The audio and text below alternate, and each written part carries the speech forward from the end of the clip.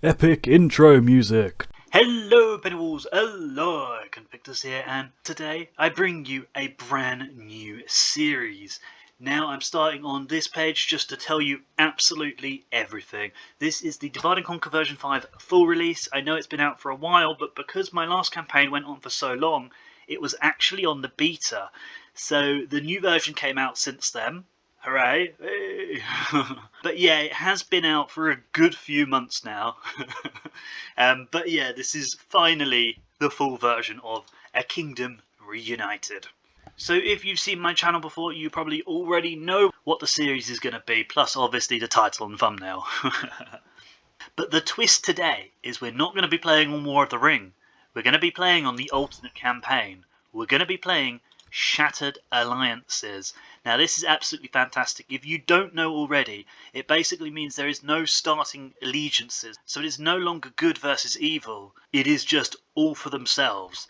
So I'm hoping the Enedwaith scripts still run the same, because I know that some of the scripts are disabled in Shattered Alliances anyway, just due to it being a different game mode, a separate campaign. So we will of course be playing on very hard, and we will be playing as the clans of Enedwaith, the true underdog nation, the guerrilla tactic nation. This is going to be a lot tougher than my last campaign. If you saw my last campaign, it was Rohan, which I still maintain is fairly challenging, especially on the hardest difficulty. And since this is an episode 1, please do all that good stuff, like, comment, share, let me know. Just show a bit of love on this first one. If this first one could do decently, that would be incredible. So thank you in advance. Now, because Clans of Edain had a fairly large update on one of the recent versions, I know if you're up to date on this game, you will already know this, but I would, for that reason, love to read more of the lore on this one, and I think the devs would kind of appreciate that too, because there's been an immense amount of work that's gone into it. A lot of the time, I know people have read it multiple times, but a lot of the time people just skip it. We're not going to read anything again. Once we've read a unit card, we're not going to read it again for the rest of the campaign. I will, of course, timestamp these moments so that you can skip to the action if you wish. But yeah, if you haven't seen my channel before and you love Total War and you love Divide and Conquer, then please give me a subscribe. I am a variety gamer, so I do play other things, but I would quite happily have Total War as my main focus on the channel, because it's a really good niche and I adore the games. I'm really loving Divide and Conquer, and I would quite happily again play a campaign with every faction. So now let's get into Enedwaith. Let's get into the Enedwaith specifics. And firstly, I may butcher a lot of the pronunciation, so feel free to correct me in the comments below. I would love to get it right. And because it's Enedwaith obviously are in the lore, they've got a rich backstory, but of course it's been expanded upon by the creators of this mod, and they've made it a sort of Celtic-esque faction, and their capital was once where Farbad stood. Farbad was built on top of the old capital of Enedwaith. They had an old kingdom in the Second Age, and it stretched across a lot of Enedwaith and I think Min Hiriath too, and I think that is why, exactly why, the script is to unite the clans. As you can see here at the bottom of overview, unite the clans is a feature. If you take back all of their homelands, each one step by step, you get a new unit for each of the key settlements, and then once you build a certain building in Farbad itself, you can upgrade it and form the kingdom and get your late game troops. So before you get access to all of those troops, it's going to be an incredibly difficult start to the campaign. Now you can see it's a ranged, focused faction. They are the quintessential javelin faction. It means that we've really got to make the most of the javelins, not just going to be able to use my cavalry like in Rohan. As you can see, brings me on to the next point. Poor cavalry. So it's still got cavalry, and as you know, any cavalry is great in this mod, in this entire game even. Cavalry is king. And they do also have a chariot unit. Not the same as the Eastling chariots, but they do have a chariot unit, so that's going to be a lot of fun too. And these are the notable units. So the Mordag skirmishers are upgraded versions of the Mordag fishermen. They are basically epic javelinmen. There's the Dubscythe foresters, and they are some epic archers. And you've got the Tyr Crocoil Cosantori. The Tyr Crocoil Cosantori. Now, I probably absolutely butchered that, and I've seen people referring to them as sort of crocodile something, so we might just come up with a fun name for them. Crocodile croissants? Oh yes, and they've got, if I remember correctly, they have some crazy sort of Bardiche type two-handed weapon, like absolutely epic, but they're a ranged crossbow unit, I think. I may be wrong, but we will find out for sure. And then, of course, once you do form a kingdom, like I've been explaining, you get better cavalry too. It's still not great, but you do get the better cavalry. And there's other sort of units, like I think if you take Londare, I think it is, you get like the Haladin spearmen and stuff like that. So there's a lot of great stuff for this faction.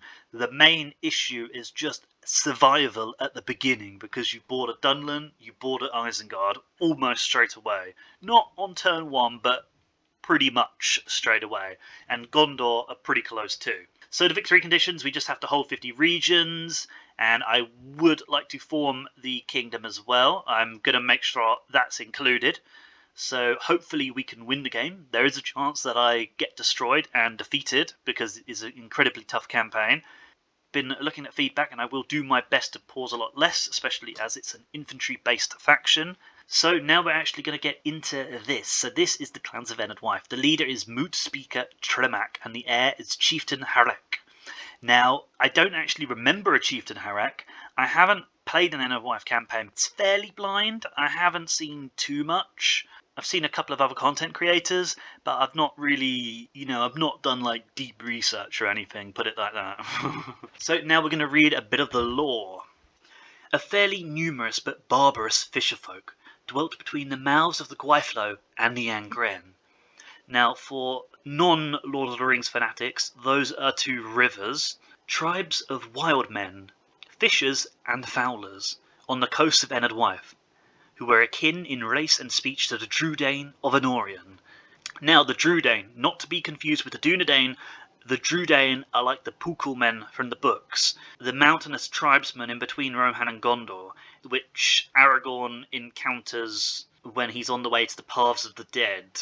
But yeah, obviously if you know this, you know who they are, because the Drúdain hunters obviously use the poison arrows, and that's who they're based on. Interesting though, because the Púcal men feel like, to me, that they could be quite beastly with spears as well, so maybe one future bandit unit could be like a spear Púcalman. I think that could be really cool, although I know that there's like limits on the amount of like units and everything. So Enedwaith is bounded to the north by the Gwaithlo River, and west by the ocean, to the south by the White Mountains, and to the east by the Misty Mountains.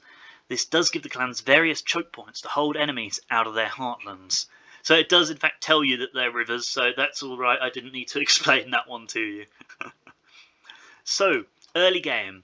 The clans are a totally independent nation, and of course, all of them are independent nations in the Shattered Alliances, and you have total freedom to choose who your enemies will be.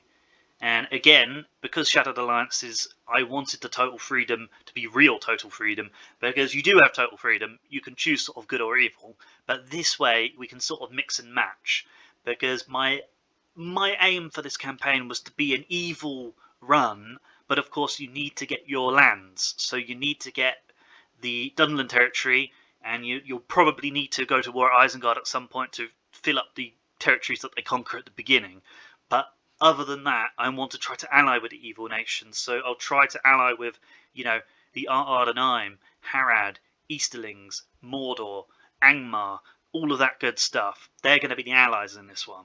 Maybe the Orcs of the Misty Mountains too, it depends how much those gobbos push into our territory. They might be easy early expansion too, we'll have to see. Dunlend starts on your eastern border, with Isengard only a little further beyond them. South lies the great realm of Gondor, and they will not be expecting an attack from the rabble in Enedwaith. Crossing the Gwaithlo will bring you into contact with both Bree and the Northern Dunedain, and whilst the former may prove easy pickings, the latter will be a challenge to defeat. There are many rebel regions in the old lands of Cardolan and Minhiriath, so you will have time to expand before you must declare war. Of course, on the hardest difficulty, that's not going to be true. We're basically, I'll I'll explain that when we get there, but I have a slight plan. It might not be a good plan, but it's a plan that we're going for just to see what happens. So, a military overview. The clans rely heavily on ambush and guerrilla warfare. Being neither the most numerous nor the strongest people in Middle-earth, their poor technological state and disunified nation leaves them outmatched by almost all other forces initially. The free folk of Enedwaith do have one strength, their javelins. No other nation fields such deadly javelin throwers, and even the walking immortals known as Eregion smiths will fall like flowers before the hail of Enedwaith javelins. And I have explained it a little bit already. I have taken a long time to get this far, but I kind of wanted to make this series great. Of course, will be time-stamped if you missed that. It will be top of the description as well, so you won't be able to miss it. Okay, the special features: Unite the Clans. We've gone over that. Unconventional recruitment. That basically refers to the fact that each time we take one of the core settlements, we get a new unit to recruit. And also that they actually don't recruit them just from like the barracks and stuff like that. They will recruit them from the farms. They will recruit them other important infrastructure and economic buildings. Will just recruit the separate parts of the troop tree. Athamor reclamation. That is the kingdom to form, and they must unlock cities and strongholds. But I might go over that quickly, briefly, because it pops up as soon as you hit go. And ambush specialists, so we'll be trying to get the ambushes in, and they also, I think they're quite good at like night attacks and things. I'm not sure every faction has access to night attack because it's not something I actually noticed with Rohan, but we didn't need it obviously, but we will be needing it now.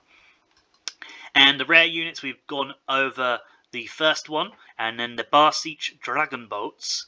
I don't think they're as good as the best boat units, because I think the Ardenheim and the Elves and that, they'll have superior boats, but then the Dragon Boats will be better than most of the other nations, because a lot of them have to rely on mercenary cogs and don't even use boats. Now we are hitting start.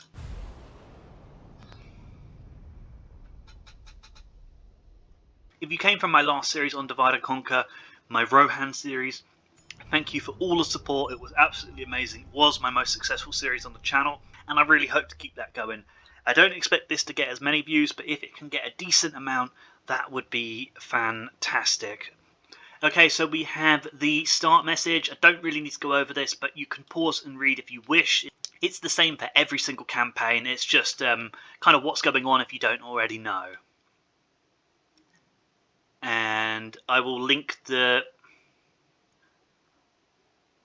I'll drop the links below if you want to download this for yourself. If you want to download this fantastic mod for yourself, it will be in the description below. And I will also link their Discord, which is absolutely fantastic. It has a really active community, and the dev team are absolutely fantastic. So basically this is the only bit that I need to highlight. So some factions have restricted town or castle development. Anduin, Enedwaith and Dunland, so that's us, unlock cities, large cities and strongholds through their respective scripts. Which again, I'm not an expert, I've not done it before, but I think you unlock these last tiers once you actually complete the script and form the kingdom. Okay, so we're going to close. Now this is another brilliant piece of lore, so I am going to read it. And again, if you don't want to listen to this, if you want to get straight to it, then there will be timestamps, you can skip it. But we're going to really enjoy this. We are beset by danger at every turn. Wild wolves prey on our people, but we hunt them at all times, bringing them down, but never destroying them. Much like the world and our people, we were greatly troubled with the highest of men, not so high, when they come and savage your forest, tear down the bulk of what was your home, and our capital of Eld, Athamor. That is bitterness of many hundreds of years, of times passing, and we do not keep it. It flows through us like water through hands. Our greater friends were the Drudain, not the Dunedain, but we respect them and remember what it was like to have true unity, order and fealty, protection and persecution. Long we have lived upon a double-sided coin, an ironic existence, both hunted for our actions in defence of our forest and needed for the wars in the north. The levy men of Calenardhon we were. We lived with honour, fought and died for it, and never gave in. Our history sustains us. and we will see it restored. It is what keeps us sleeping at night, albeit with one eye open, and what gives us our courage to gather around campfires and talk of better times, of the histories passed down through generations. Our histories are, and they fill us with hope and sustain lives that are desperately in need of a common cause. Perhaps there is one among us who would lead the clans to unite and take on our foes with common voice and hand. We are a mixed people. Within our borders lie villages of fisherfolk, deep in the woods are great bowmen, hunters, whilst in the open ground are villages of people who battle each day to remember our past, and carry on in the hope that it will be restored. Our people are divided, and it may be that we unite by force, or under the banner of one such as you, my chieftain, a great leader who can unite us and unify the scattered remnants of our people, is what we need, and I feel you may be the one we have waited for. This gives me great pleasure, and it is an honour to serve you. What we lack in honed military skill, we make up for in our tenacity and honour in combat. We follow our chieftains to death, and we would sustain them even beyond this. From the old ruins, our people will come, from the fishing villages and from the forest and plain. They will all fight and die for you without question, and with considerable ferocity. It is not that we lack skill, we lack unity, enough to drill men, to bind them together, and fight with a discipline like other men do. And like the men of Dunlending, we do not hold the bitterness of past history.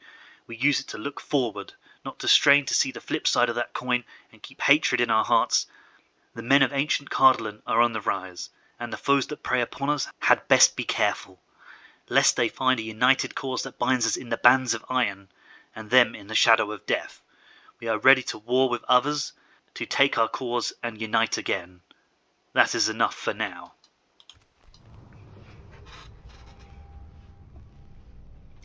So even though it says that is enough for now, there is another one. The Mokaini Reclamation. We are the Mokaini. Long have we served as guardians of Alfcud and the Clanmoot itself. And now once again does one of our own, our chieftain Tremac, serve as the speaker of the moot. And yet times have never been more dire. The clans of Enedwaith are now beset on all sides by foes with few friends in this world, and there are whispers of the shadow mustering its strength in the far east. Our traditional rivals for the speaker's position, the Haladin, have abandoned the clans and now crouch behind the walls of LOTR. To the east our warlike kin in Dunland are used as pawns by the White Wizard, and once again march against us. To the northeast there are rumours of growing powers within the Misty Mountains, and refugees from Rohan speak of outright war between Isengard and Edain. Before we can turn our attention to those threats, we must deal with matters at home, for the clans stand at a nadir. Bandits, usurpers and traitors have overtaken the ancestral clan seats of our fellow clans, and only Alfcud is still held by the peoples of this land. As expected, the clanmoot has long been in debate, with each clan arguing that their home should be reclaimed first. Finally, however, a decision has been made on these matters. The speaker, Tremac, shall be authorised to command the full might of the clans, and has been tasked with reclaiming all of our lands one by one. To assist, the secretive and respected Dubscythe Donaid has conveyed the approval of his order and will fight for us personally. The other chieftains cannot fight with us as their time is consumed by managing the effects of this great turmoil upon their clans. Many people have been displaced and many livelihoods lie in ruin. The chieftain of the Falani, however, ever ready for battle and bloodshed, has issued as a challenge. Should we reclaim the seat of the Falani, the ancient Dunedin castle of Argond, then he will personally lead his honour guard into the field. So we do start with Dubscythe Donaid, another chieftain, and the Falani guy that they speak of, we can get him relatively soon. He is the chariot one. Donaid is the archer, the huntsman. Sadly, therefore, the vast majority of the clans can only aid us indirectly for the moment, but as we construct various industries befitting each clan, then they will call forth their levies to fight. Furthermore, the reclamation of each clan seat will allow us to call on the support of the elders of each clan, as their stores of arms and armour are returned to them and housed in bespoke muster grounds. In time, the foolishness of the Edain must also be seen to, and they must be made to face reason, or perish.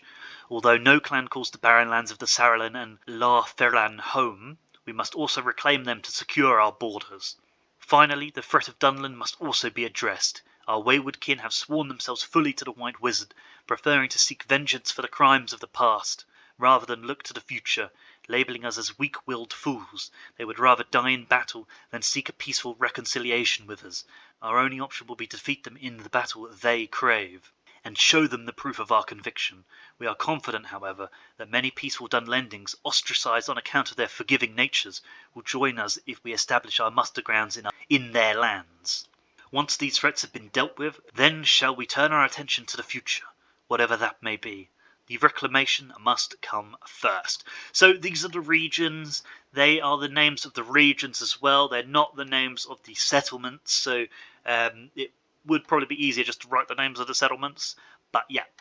So I know what most of them are. So that we have Angren, we have Herot, we have, one of them is Suduri, one is Argond, Erenvorn is right in the north, that is Dolvorn. We need to get Karas, we need to get Barad Vin, we need to get the Dunland territory, so let's get on with it. Right, so we are finally beginning the campaign, and now I'm going to talk you through a brief strategy. Now, I've not tested this strategy. It could go incredibly wrong, but we're going to have a great time. So, firstly, we start off with one settlement. We have 2 forts, so that means that we can have 8 units with free upkeep. And that's particularly helpful because we do get free upkeep on the faction leader look, but we do get free upkeep on the custom generals, but you don't get free upkeep on the custom generals in towns. You only get the free upkeep when they're placed inside a fort. So that is important to have the forts early on, so we're not paying his wages for the first few turns. So we start with a relatively small army. We have the Makini Tutor, and he has the Ambakstoi, I'm pretty sure anyway. And then we've got the Mordag Fishermen, we have Dubscythe Elders, and he has a pretty good unit, the Dubscythe Foresters, I think.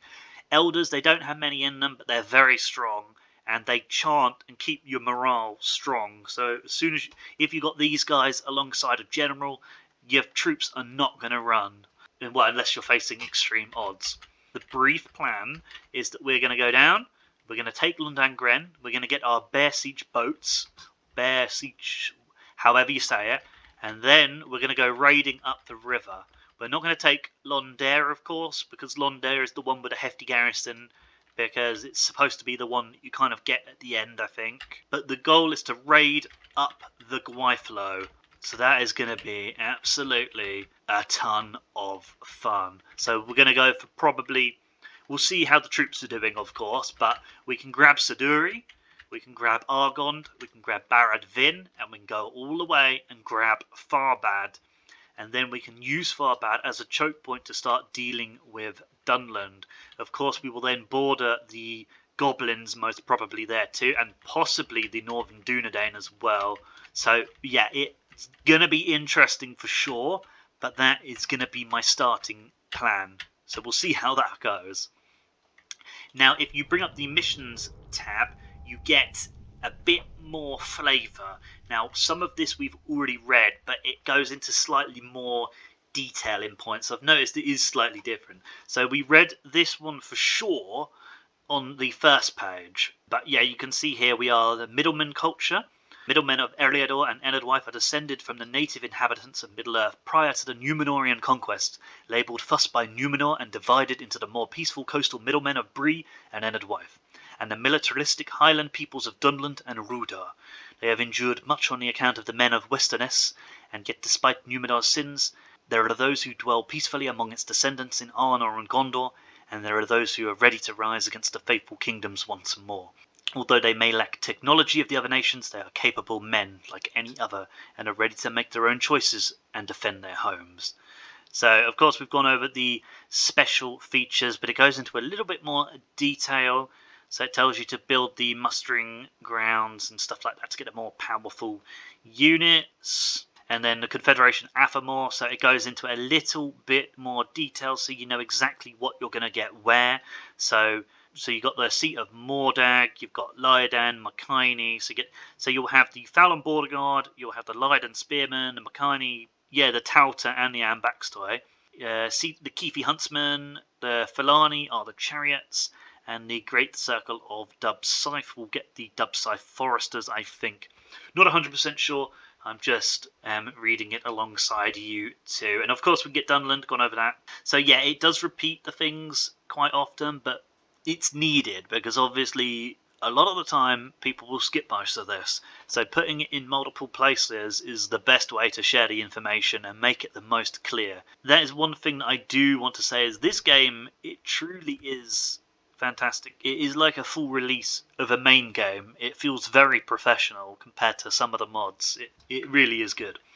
So as opposed to tactics straight away, I don't think we start with any agents. So I'm going to recruit 1 spy, 1 diplomat. No, we don't. So 1 settlement, no agents, and 2 small forces. So firstly, I'm going to take the Mordak fisherman straight over there because we're going to stay for only a couple of turns, and that will get us all of the free upkeep. And we're going to take that diplomat and we're going to go straight to Isengard. We're going to get an initial alliance for the moment. We won't keep the alliance. We're going to ally with Isengard initially just to hope that they don't send troops our way on like the first 15 turns or so. In regards to what we can build now, obviously, one important thing to note is that you get Fisherman Guildhouse with Enedwaith. That's their like unique economic building, and it's really good. Look, plus 300 building income, plus population growth, and naval recruitment costs reduced by minus 10%. I don't know if that's global because it won't really matter too much at this settlement that exactly, but the culture bonus will be nice too, even though we do start with 75%. See, the Great Hall is also really good. It does take 5 turns, but it will give you extra free upkeep, which means you can store more units for free, which is really good. Now, the militia garrison is something we can look at later, but hopefully this settlement will never come under attack, but you never know. Then, of course, the mines is pretty important. That will give you an extra like 225 look. And the port, always important. The grain exchange. The farms, very important. Farms are always key. And of course, Mason's Hall, Mason's Guildhouse, all of that good stuff reduces the build time and reduces the cost. So that is also a viable building to start with. Now, honestly, the income doesn't get that much more if you bump it up and we want to grow. We've only got 659 population, so we really need to grow the population. So honestly, I'm not fussed about doing low. If you look at that, you could squeeze maybe 300 gold. That's like 1 unit. I might keep it on normal for now, just to give us that slight extra boost. Yeah, so at the moment, because we have no trade, because we don't have any other settlements and we have no trade agreements, nothing is really getting us a lot of income except this Fisherman Guildhouse. So what I would honestly like to do is get the Mason's Hall, only 2 turns, then build the Fisherman's Guildhouse, then in 8 turns we will basically have the increased income. So we're going to get the Mason's Hall. While that's building I'll basically hire all of these troops, at least 4 more, and then we could maybe leave the Ambaxtoy to govern or something like that. And then we're going to take all of the armies out, and we're going to take them all down south to go and take Angren, and then we're obviously going to take them up the river. And it's going to put us in the red for a little bit, but we should be able to get 3 or 4 settlements under our control to begin with, so let's see how the strategy goes. And we do need the spy because we need to be able to see what garrisons are, because I do not remember. I've played it a fair amount, as you know, but I don't know what garrisons are where. Put it that way. I just know Londres has a hefty one that we're avoiding, and the plan is to go for Farbad. I think I will go low taxes just because we want to get the population growth up as quickly as possible, and we are making a positive income for the moment. And then obviously when we move the troops out, I might temporarily bump the taxes up to very high or something. We'll just see how it goes. So we're going to end the turn, and although it will be quite costly, I will be taking the first general to govern Alkford because I do want to actually take the faction leader out. So recruitment report, we have obviously the diplomat and the spy. Trait increases for probably the diplomat. Yeah, the trait increases for generals. So you can have a look at that if you want. And of course we are last because it's a new campaign. Okay, so let's have a look at a couple of the units quickly. So the Makini Touter. So we have armor-piercing axemen, reliable in woods, and they can hide, adept at hiding in woods. Powerful charge, excellent stamina, pretty decent. I mean, they're not the best, but they are pretty decent shock troops for what we have. We're going to need to use them. So the Bakaini are the educated nobles and diplomats of Enedwaith, with their clan seat standing proudly in Alukford itself. Long have they served as the wardens of the city and the clanmoot, standing firm against foes both from within and without. Almost all of the Bakaini are capable axe wielders, and it is this weapon that serves as their emblem, showing both their might on the battlefield but also their skill with such tools in harvesting lumber to construct their holds. The Tauta are the militia levy of the Bakaini, being common men whom have answered the call to arms in such dire times. Although their talents may lie in skill, law and craft, these men have taken up the axes to defend both the clansmoot and their homeland, and march into war. While they are spirited, they wield only simple axes and shields, and wear only simple tabards, and so they are unlikely to be a match for trained soldiers. Nevertheless, these men will do their best to defend their homes, and they are what we have.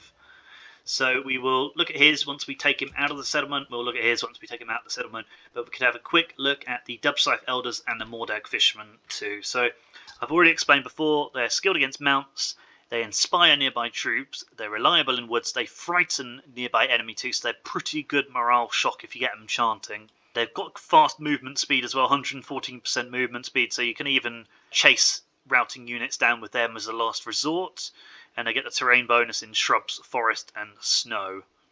In the last remnant of the Great Forest dwell the mysterious sect known as the Dubscythe. Long have they guided the clans of Enedwaith, serving as negotiators and mediating disputes on behalf of the clansmoot. Of their origin, it is said they began as the remnants of the Haladin, who fled to Enedwaith after the War of Wrath. Now, however, the order is made up of many others, as well, who have sworn themselves to the forest, but still has inherited many of the second house's traits, such as their penchant for allowing women to fight on the field of battle, and their secretive nature. These elders serve as the leaders of their order, inspiring others to great heights through their ritual chants, and that is not all, for they can also hold their own on the field of battle, as they also carry a sturdy bladed staff that allows them to fight as well. Nevertheless, they serve as an extremely valuable role for the clans, for it is by their chants they can inspire even levies to fight well above their norm. So they've missed the R in sturdy there, look. I don't want to be that guy, but I read it as study when I was reading it out the first time. Okay, and the Mordag Fishermen can hide anywhere, skilled against mounts, but that is their javelins. You do not want to leave them in combat against cavalry. They will get wrecked. Now you can see the morale response is poor, so you've really got to keep them protected and covered by the other units. Now, unlike their kin in the Barsik and Keefi clans, whom were able to survive Númenórean invasion, the Mordag were utterly crushed by them. Choosing to stand firm against them, instead of fleeing or making deals, they were quickly brought to heel. And this destruction changed the clan forever. From noble warriors they were quickly reduced to scattered fisherfolk, and even their cultural traditions were eradicated by the invaders. They never recovered from this destruction, and now purse a semi-nomadic life and are extremely skilled javelinists. It is their reputation that has often been used by foreign lords as a justification for civilizing the clans through attempted conquests. These men are humble fisherfolk that have attempted to make their living along the desolate and wind-swept coastline. These men are used to a hard life and know what it is to have nothing and are willing to defend their homelands. Skilled in using javelins for hunting fish, they now have turned their skill to hunting men, and their javelins should be feared. So that is absolutely fantastic. Right, so to maximise time, we are going to send a diplomat. We're going to run them straight at Isengard, basically. But I'm going to go this way, because I might be able to run into them on the way. Okay. And obviously they won't have anything on turn 2, but you can see that these settlements, due to the colour of the borderline, are still rebel. But it is turn 2. But now, Spy. We're going to be bringing this down to Lond Angren, which I think is here. I can't remember which side exactly it's on. Either way, we'll be able to reach it on the next turn anyway. Oh, it's up here. Okay, perfect. So we've actually made it straight to the doorstep. Now they have 1 unit of sellswords. These archers are not to be snuffed at either. Woodland hunters will tear up early game units. Now bandits are obviously the easy unit to fight, but there is a lot of them. And due to guerrilla warfare, we might try to draw some garrisons out of the settlement too, as Enedwaith fashion. But we'll just see how all that goes, and it also depends on the economy, because if we're losing like 2,000 gold, then I'm going to want to get in there as quickly as possible. So we're just going to see how it goes. Okay, so now we want a couple of turns basically recruiting everything, so we definitely need archers and more javelin men, and I might move out before the Ambakstoi actually recruit, but we'll do 2 turns of recruitment, and then we can move this one for free upkeep. So you only lose like a little tiny bit of income at this point in the game. I will pop him over there just to maximise it, because we'll get to... The next one will be free, but if we... Yeah, basically it's alright. We'll just do that for now. We're only losing a tiny bit of income. And he's still got the free upkeep. And then basically on the next turn, I want to kind of gather all of that together and go and attack them, because we don't want to waste any time, especially on the hardest difficulty. And we will probably get a challenge for going to take, you know, like Baradvin or something like that. But unless it's part of the plan that I've already laid out, we won't be kind of diverting off. We will just be... We're going to take the plan because we've got to do it as quickly as possible. Okay, so I'm ending the turn.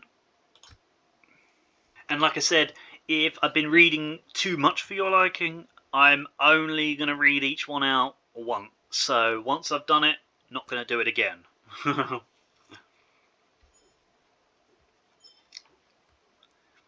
Okay, so going over the notifications, and we can also spot this.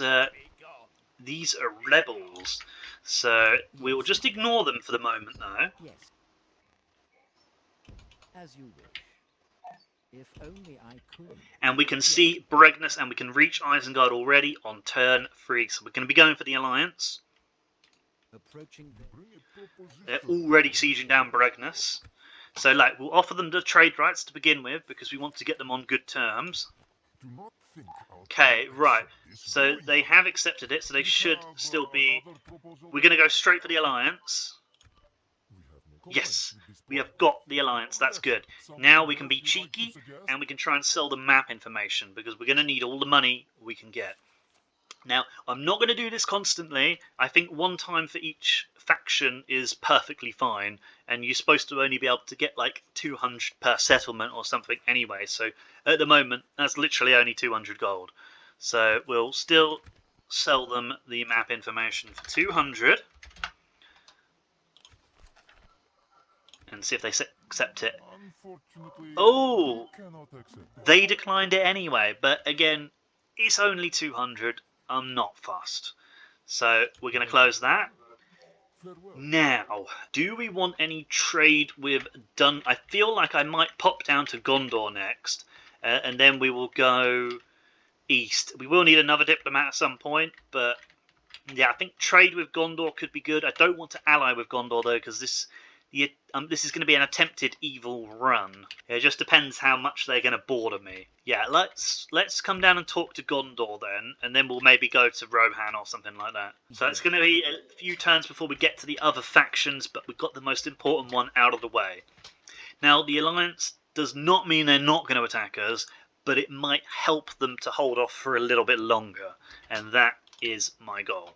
So can we actually get the spy in here? It's only a 70% chance of success. That's not actually very good. I might just leave him outside. Okay, so we have the Alliance with Isengard, and we have recruited the Keepy Huntsman and the Mordag Fisherman. And we have built the Mason's Hall. And yep, still doing pretty well. So now we will go straight for the Fisherman's Guild House, because that is the one with the most income, I think. And we do get 1 turn less, and it's a little bit cheaper. And I'm going to do that now.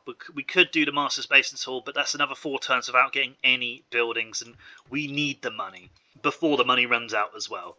So we're going to get the Fowlin Border Guard, we're going to get the Makani Tauta, might get the Diplomat and the Makani Ambakstoi on next turn too. But I think on the next turn is when we're going to move out, basically. because it's when we won't be getting free upkeep on everybody, and that will tank the economy, so we will want to spend all the money on the next turn. As much as the money as possible anyway. We won't be able to spend it all though, because we can't build any buildings. Yeah, we could go scout Karas quickly since we know where it is. We don't really need the spy over there. The garrison's not going to change. So yeah, so we've spotted Karas. Decent garrison too, only holds out for 2 turns. Okay, so there's one more thing to read. Like, I'm not going to read all of the building stuff, but they do have a couple of unique ones, so I might skim this one.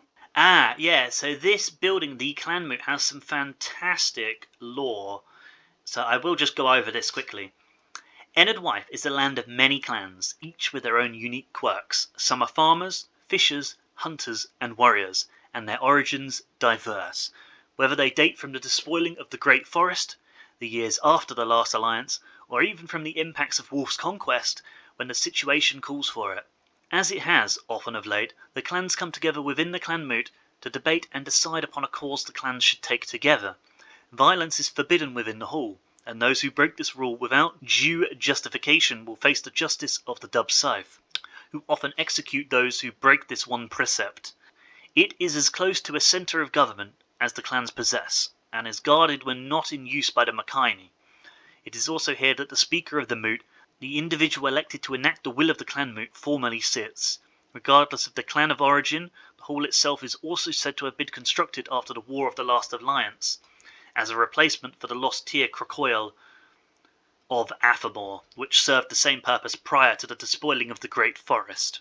That basically describes what I really briefly touched on earlier. They used to have a great forest kingdom, basically, to put it simply, and yeah, it got basically done over the years, over the ages, by the other kingdoms, and built on top of, and that is what we are reclaiming. Within the hall, the plans to reclaim the shattered clan seats and the Dunland heartlands were discussed, and here it tells us again, in case we didn't know, the regions that we need to conquer. Now we have the Great Seat of the Makini. This is another unique one. I think there is a seat like this for each of the clans.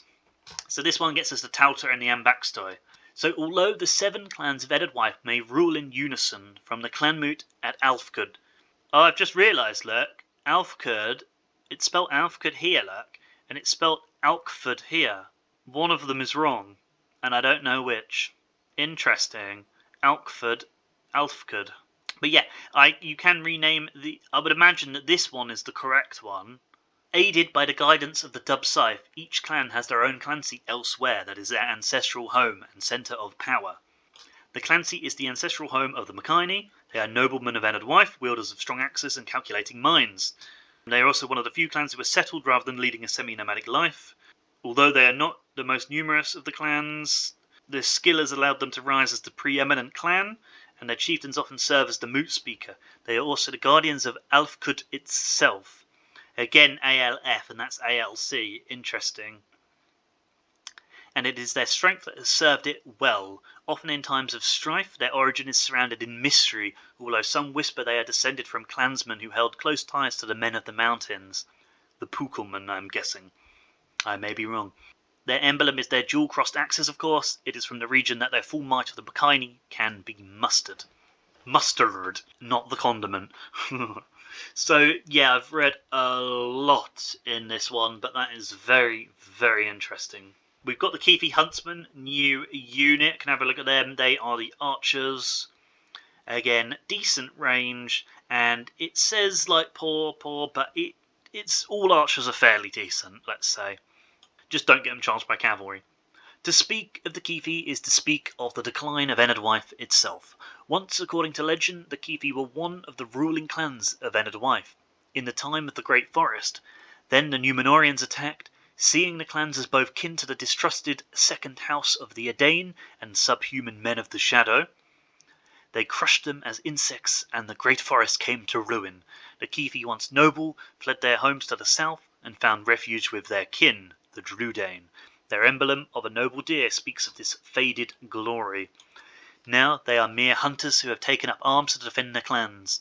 Although they may not have military training, they are among the very few in the clans who are skilled in the bow and have been taught stealth and hunting by their kin of the Edain forest. These unique skills make them an indispensable component of the armies of the Clanmoot, even though they may not be professional soldiers, and that is true. That's what I was trying to describe myself. So again, we will move on to turn 4. I might leave the spy out there for one more turn just to kind of see what Isengard are up to. Oh, they've already taken Bregness and marching on Callas. So yeah, I'm happy we're not fighting them straight away, to be honest, although if you do a standard campaign, you're likely to have to, because if it's good versus evil and you need to take out Dunland. But it ain't easy, it ain't easy. And it looks like this guy is moving to garrison Karras as well. We do kind of want to get over there and scout up here too, but we're going to take a couple of turns. We could just kind of wait for one turn. Although this guy's going to be heading that way anyway, look. As you wish. Because he's going to go check on Gondor. So yeah, we will head back. We could go have a look at the other garrisons so we know what we're going to face. We don't need the spy down here. So this is where we're going to be in probably a slight bit of trouble. So there's 6 units in there, 2 units of archers. So I would honestly like the chieftain Donakide, or whatever he's called, so that we don't get we're not outmatched basically in ranged fire. 2 archers on 2 archers. So I think he is going to lead this force, and it looks like we can stand here. Look, we're going to take the elders. These guys are not free upkeep anyway. I'm going to take them. 1, 2, 3, 4, 5, 6. This is already 6v6. But I would like some Mokaini too. If we pop it up to high, just while we go for Longan, we could even do very high, look. It will hold. Okay, so the Mordag Fishermen are the flanking and skirmish. The Chieftain and the Keefe are the archer line. The Elders are to keep everybody standing strong and frighten the enemy. We need the base infantry front line too, but for each one of these we take out, we're going to be going into the red, because at the moment we're making 5 gold a turn, look. So we're going to be doing -200, -400, -600 per turn for each of these. But I think we're going to do it because there's 3 units of bandits, and we'll just deal with it as quickly as possible with these 3 units. So that might be slightly overkill, but we can reach it on the next turn. Look, we'll be going -600 each turn, so we're going to have to be quick. And hopefully we can actually get it on the next turn. So we're going to get the Ambakstoi and the other diplomat too, so that we can go to talk to all the nations as quickly as possible. And this Ambakstoi will basically garrison this one. I might send them to the fort. Yeah. So that it's definitely going to be free upkeep when they do spawn in 2 turns. We're basically making haste. And we can get some watchtowers as well as we go.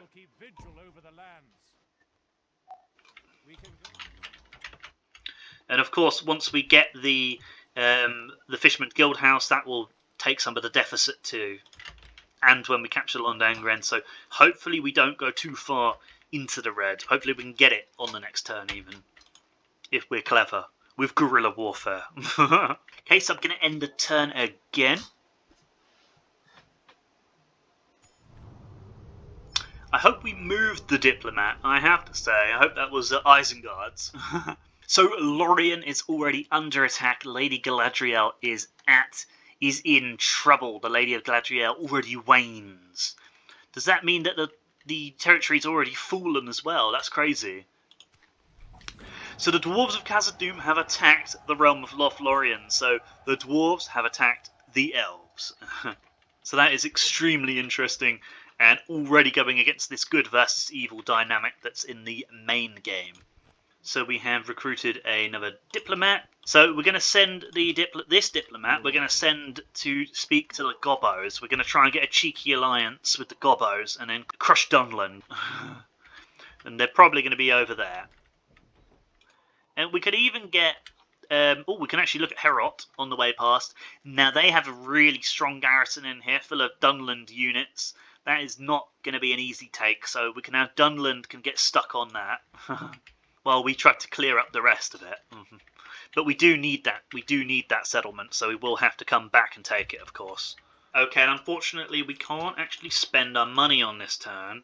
What I'm going to try to do is draw them out with guerrilla warfare. So we siege down with the other guy and we hide the other army on the next tile. And then hopefully they sally out, which means that we can actually get the settlement on the end turn rather than losing another negative 600 gold for having to siege it down. Whether it'll work or not, I don't know. Okay, so we're sieging it down. Nice. So now we can get the rest of the army to go stand on that tile there. I need to kind of aim it accurately. You have to be 2 tiles away. You might have to be 2 tiles away to get this to actually work. Yeah, let's try to stand the army here. And hopefully they can hide in the forest with the guerrilla tactics. The theory is that they sally thinking that there's only 102 men. And then we're going to attack them with this army. Now we're going to go check the garrisons up here. We know LOTR is painful. But we can still have a look at it. So yeah, we don't even need to look at this. That's just, they've got a crazy full stack garrison in there of our best units. Look, that's our general unit. They've got the Saarland mercenaries, Dubscythe foresters, Dubscythe elders. They've got Leoden billmen. You know, it's absolute crazy stuff. Suduri, we can see, not the worst. They do have Saarland mercenaries, but it's a similar thing to what we're facing before, except they don't have bandits, they have Saarland mercenaries, and they do have the silver chevron experience, so that isn't going to be easy. We're definitely going to need to get the javelins off on all of these guys. But hopefully, because it's pikes, we can wreck them with all the axemen. And once we have Angren, we will be meeting up with we will send more forces as well, because we might not be able to take them with the remnants we have from this one. We're just going to have to see. Basically want to go all the way up here and check out Argond and Haladin. So we might as well go on this side of the river just to kind of check everything out. So yeah, you can see that absolute crazy garrison. They've even got privateer cavalry. There's no chance that we're getting anywhere near that to begin with. But anyway, we want to go scout out the other settlements too, just to show you what is in them. So as you can see, we've already got Alkford up to 921, even without him in there governing it. So when we get a new general, that should boost it even more. Okay, so let's end the turn and go ahead with the battle. Fingers crossed. Okay, it has gone exactly to plan. They've sallied, and now we will have the first fight of the campaign. And you can see it's still not a pushover. It's still not a pushover. The balance of power, it says 2-1, but look, it's only just in our favour on the bar. So they've got 2 lots of archers. We've got 2 lots of archers. We've just got to kind of deal with the bandits and get the javelins into the sellswords and that. So let's see how it goes. We also need to get Chieftain Donachide some experience too. As you can see, he's eager, but he's only got 2 stars. He's yet to prove himself on the field. But again, as I said plenty of times in the last campaign, the main saving grace is they don't have a general themselves. Muster your courage, men! We march into battle! So they're really coming at us. They're really coming at us. We might have to run. Maybe we want to like position over here, a bit further back. Okay, so I am positioning over here, hopefully. We've just got to make sure that the general kind of gets back to us. I don't want to wear him out, but I think he's going to have to... Yeah, he's taken damage already. He has to run. That's unfortunate. I'm going to hopefully walk him once he gets a little bit further, because we don't want him to be kind of knackered by the time he gets there. Okay, so I'm going to walk the rest of the way now, and hopefully they come to me. So I will take this opportunity to just have a quick look at the units and that. You can see they're coming in this direction. Okay, and they're coming quite quickly now, so we have already opened fire. I'm going to just show off some of the units quickly before we get into it. So the Dubscythe Forest look very cool. They almost look sort of borderline Edain. They're going to be a good archer unit. Then we have the Kiwi Huntsmen, which are our average based boys, but still pretty good archers. So that's going to be a lot of fun to use. We've got the Mordag Fishermen over here, who are currently ready, crouched in the grass, waiting to ambush because they can hide anywhere. The elite javelinmen, fast-moving, light-armoured. Here we have all our armoured-piercing axemen, which are going to be fantastic use too, and they would also be a shock troop normally, but in this case we're going to have to kind of take the main bulk of the bandits with them. Then we have more Mordag fishermen over here. You kind of get a better look at them when they're not crouched. Nice, and more Mordag fishermen over here, and the Dubscythe elders, of course. So this guy's got a shield. The only guy with a shield looks yeah, I mean, the general, does he have a shield? He's got like a two-handed axe, no, two-handed sword by the looks of it. But yeah, it looks like the Dubscythe Elder Captain is the only one who's brought a shield, look. Oh no, look, we got a couple of shields over here.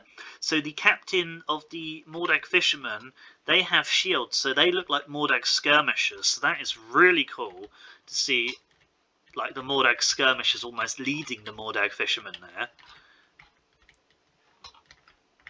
Yeah, look, so they've got a couple of kind of elite units on the corner of those units. So let's have a look a bit of the rain of arrow fire. And I'm going to do my best to kind of pause less, but I kind of also do want to explain everything. And I might show you some of these units too. I know they're generic, but this could be your first series. You might be seeing them for the first time here. And of course the archers are in loose formation. See, they're shaken already, look. Because I think the Dubscythe foresters have the poison arrows.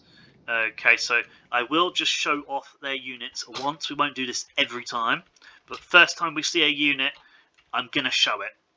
So we've got the bandits, who are like the standard ones. We don't really need to show them too much. The woodland hunters, though, you might not have seen them much in the last campaign. An interesting archer unit. Interesting archer unit for sure. And then if we can see the sellswords quickly, I will have used sellswords in the last campaign. We can't quite zoom in enough to see them, so I'll have to check back in a second. See, and one thing I just noticed quickly is these guys are about to open with a hail of javelins. So we're going to watch that quickly. I put the skirmish mode on these guys though, but let's just see what the javelins do. And you can see as the army runs in, it's a lot more epic when we have infantry battles. So these are charging right in. I'm going to run these guys around the side too. We're going to take skirmish off actually. These guys coming in, they're going to go that way. They're going to charge them, and we're going to need to get around for the flank attacks. We could even bring these guys up to maintain the morale. And yeah, you keep doing it. They're running already, which is absolutely fantastic. Get more axemen over here quickly. Run. We could just chase them. With those guys. Yeah, they're all opening fire. Yeah, they're routing. Sellswords in there with armor-piercing boys though, and the Calter are going to crush their sellswords. And then we should be able to shoot on the woodland hunters and maybe even chuck those guys in because they scare enemies. Yeah, and it looks like it's gone very well. But sellswords are not breaking, but they should do when we run in. Come on. Actually, we need these guys firing on the sellswords briefly, just to kind of rout them because it will put them on shaken. Let's run these guys back round. And then we can have a look at the epic, heavily armoured sellswords. Okay, so get round. Okay, get them into the sellswords. Why are you not chopping the sellswords up? Okay, come on, this way. Throw a couple of javelins and rout them. Sellswords are a good unit. And then I will... Yeah, okay. So we still have to... It's a sally, so we still have to hunt them down, I think. So we will be just pausing so I can maximise this, and we'll be chasing it down with all the fast units. So we've won the battle. Yep, so the fishermen over there are chasing them, that's good. Now I'm just going to do my best to run them all down. We have taken their captain out, which doesn't matter at this point, but we've done it nonetheless. Good, good, good. I do love watching the infantry armies. It's so much fun, especially at the start of the game. You do get more time to do it. So these guys will hopefully run these ones down. We need to reach, I think, 95% possibly. Yeah, we are going to be catching these boys. And they've got a long way to run. So yeah, the Mordog fishermen are catching over here. This is brilliant. We should be able to hunt them down. Good stuff. And we're sending in the archers too. Because look, the archers are gaining fast. Keefy huntsmen are going to be good at running them down.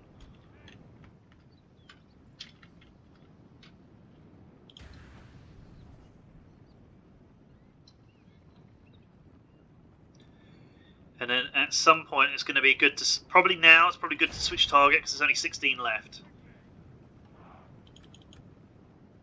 And it will still probably chop the rest of them up. These guys have all stopped running, but that's good because they were only after the sellswords, so I don't need them to run any further. Hopefully we don't get hit by any towers. They shouldn't have any towers active, and we should catch them at the gates.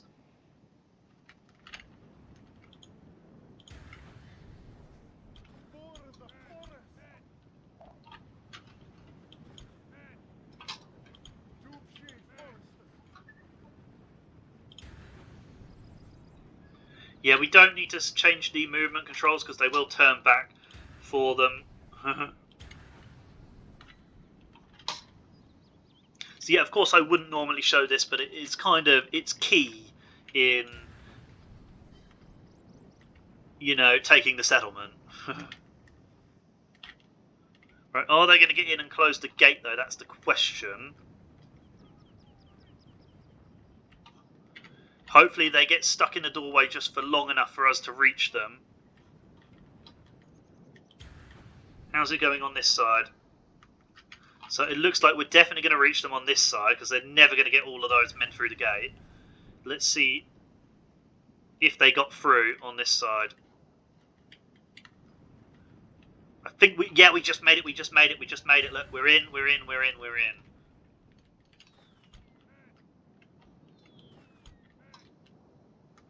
They are going to make it to the town square. Maybe shoot them.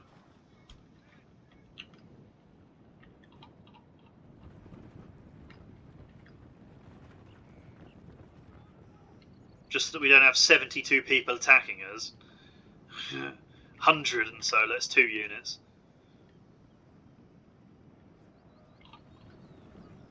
Where are the arrows? Where are the arrows? I don't know where the arrows are, but yeah. Oh, okay. So yes, we have mashed them on this side. Good. They didn't even get through the gate. Look, they didn't even get through the gate. So they will come back into play once we reach the square. We've only got 87 killed, so we do need to kind of get into them a little bit more. We could do with the Tauta right now, but they're too far away, unfortunately.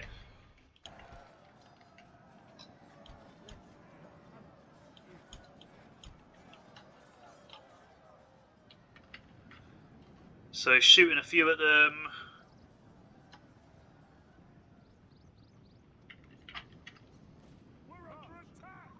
Oh, that's good. They went wavering and routed again. Now we don't really want... No, come on. We don't really want the Keefe going in first. Hopefully they don't shoot at us too much. That could be a slight issue. Well, I might end it, but... Oh, God, they're going to shoot some of us. I don't know whether to end the battle. We can end the battle. 89% could be enough. I'm going to end it because we're taking casualties now. Be awed by the victory Okay, we have won so we here got clear today. victory. 104 soldiers remaining. Hopefully we captured it, because they would have just they killed like 10 or 15 men at the end there, and they would have just ripped us up. We would have still won, but they would have just ripped us to shreds. So we got some casualties healed. Hopefully that's mostly the stuff at the end there, because that was unfortunate.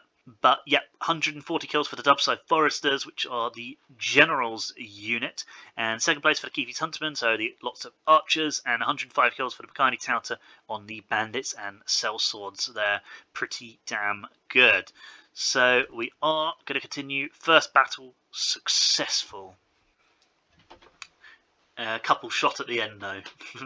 Yeah, I was trying to weigh up quickly at the end there. Would it be more beneficial to eliminate them? But we could have lost like 50 men on those arrow volleys while we're trying to organise or run away. It's just, yeah, we maybe should have just sat further back and waited for them to come back outside the gates. But yeah, well, that's good. We do still have it, so that's fantastic. My lord, our Was courage and slightly honor are concerned there. So we don't really need to sack it because we're only going to get 115 gold. We can occupy it. Galadriel falters. So this is actually the Doomstack message. So the realm of Lothlorien already have their Doomstacks. They should be able to fight back now. So yeah, you can pause and read if you'd like, but since it's nothing to do with us, I'm not going to read it in an Enedwaith campaign. We're reading enough lore as it is. Hey, Lorien raised, another fun one too, so the same thing there, if you wish.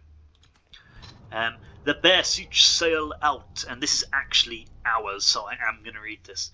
The port of Angren is ours once again, lost to bandits and other scum. The Bear Such scattered to smaller far-flung enclaves, but now at last can return to their traditional home.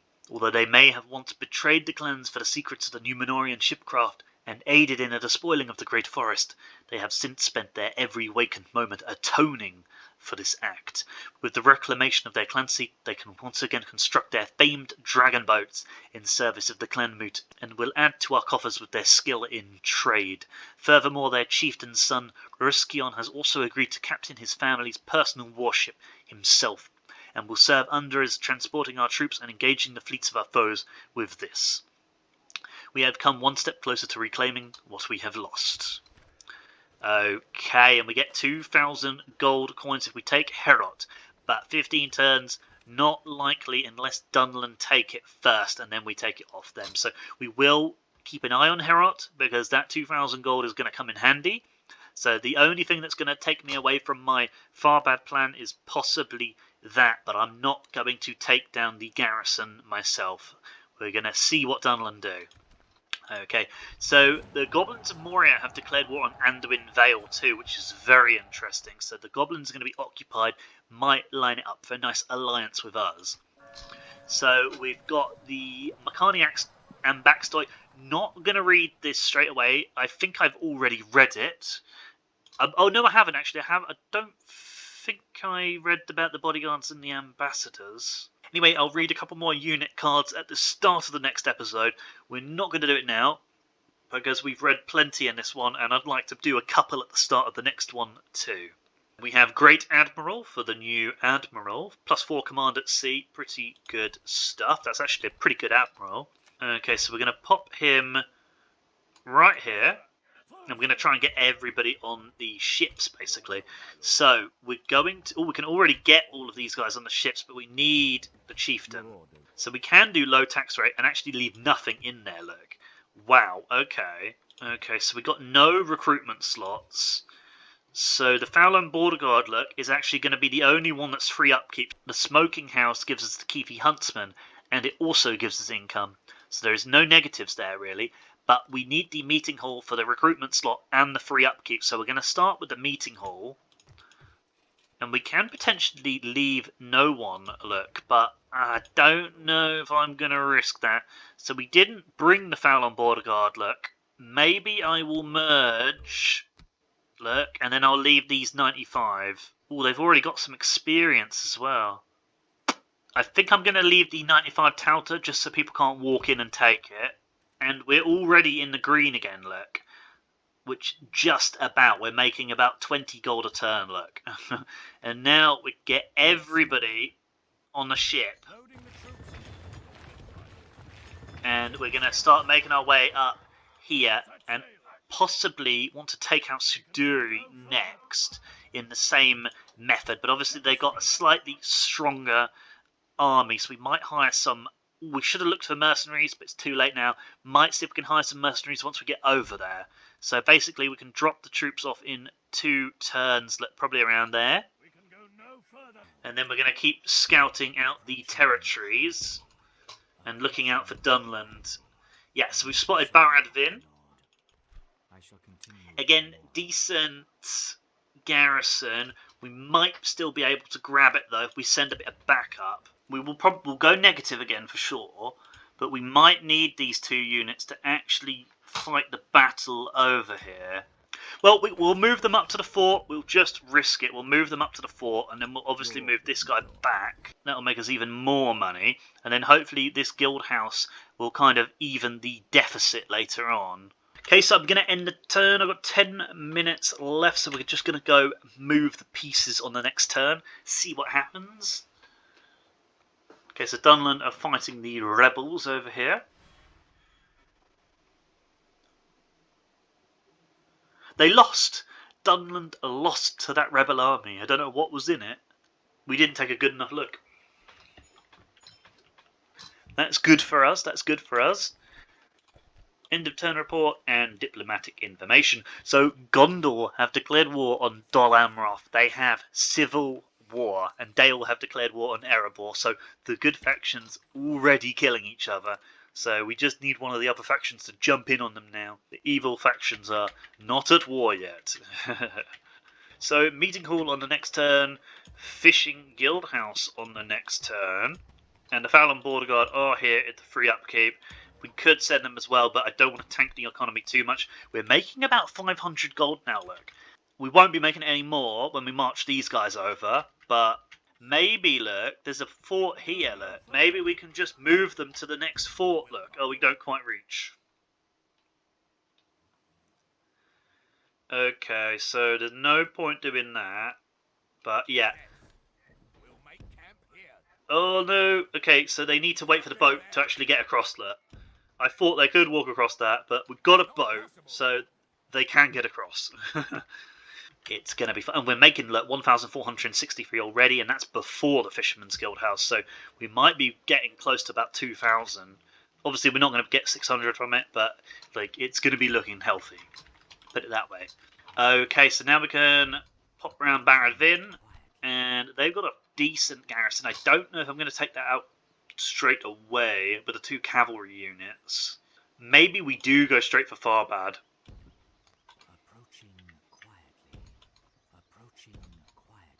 Okay, so we've got a Dunland army there. And yeah, I just want to see what's in Farbad, because I think we can see that Dunland already have it in their control. So basically, whatever's the easiest target, that's what we'll get. And then we can use that as a good choke point. And we will put a few extra units around here too, just to defend the capital, because they could easily strike the capital too.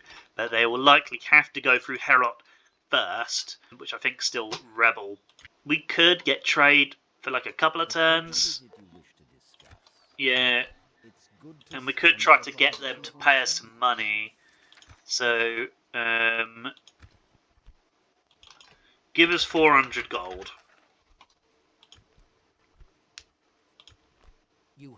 Yeah, they gave us 400 gold, so that's something. Oh, and we want to get the money off Gondor too. You can actually get a little bit more money if you wait a little bit, because they'll give you a mission to talk to them with the diplomats, but we need to kind of get around the map quickly because we need the economy as fast as possible. So let's try and get 400 out of them. Yeah, okay, so we've got 400 out of these guys. Now we could go back up and talk to Rohan and that. Yeah, we will be needing to trade with Rohan. Yeah, so we shall travel to the Westfold. Okay, so ending the turn quickly again.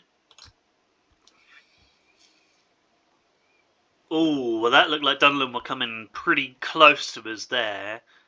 I don't know if that's the same unit going back up or they're kind of scouting out our territories there. Interesting. So, go over the notifications quickly. So we're doing alright. We've got the Fisherman's Guild House and the Meeting Hall. So yeah, we're back in the green once again. So it is going pretty well. Okay, so we're going to get these guys across too. Good stuff. Okay, I'm going to move those guys over there. Well, we should have probably done it with one unit. We've moved it with 2 units now. We can do it like this as well, because they will definitely sally against them. And then we can try to meet the units up again. But again, we don't want to wear them out. We want to kind of run them back as quickly as possible, but then walk them most of the way. But we can manage this. We can manage this. So let's see if we can get the same thing to happen again. But yeah, so I will be ending the episode here. So thanks for watching, and I'll see you next time. Please remember to like, comment and subscribe, and remember you can always follow me on Twitter and Instagram